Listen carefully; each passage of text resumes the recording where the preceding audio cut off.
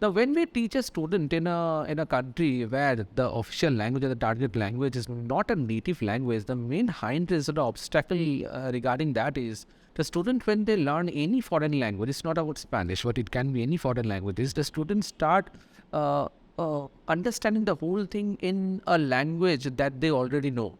And that becomes the main hindrance. Why? Because whenever we try to tell the students something in Spanish or maybe in another foreign language, the students first translate that thing in the language that they already know in their mind, and then they start translating that.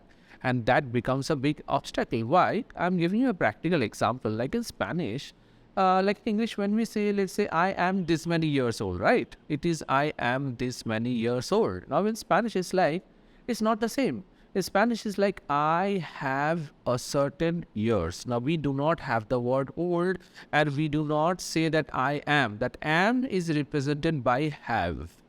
So that's a common error. That like for a student or for a beginner, that becomes a common error, because in their mind it's the am, and if they use the am verb in Spanish, this is where they go wrong. So there are innumerable examples like that, where the students think in the regional language or the native or their own mother tongue, and they try to translate that into a language that they are starting.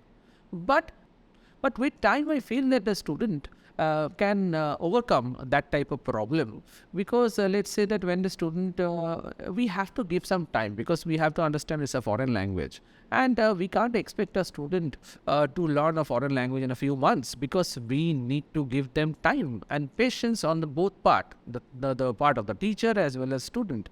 If they give some time, so with time they become so much habituated or accustomed with the language that they feel, and obviously with time, that idea of translating something in their own regional language, that goes off, and the student directly, naturally, they keep on thinking and understanding in the target language which they are speaking. I feel that for speaking a foreign language is like a reflex. It's a reflex action. Like what I feel, that when we speak our mother tongue, we don't think. Why don't we think? Because that's the language from the birth that we all know, and we express ourselves.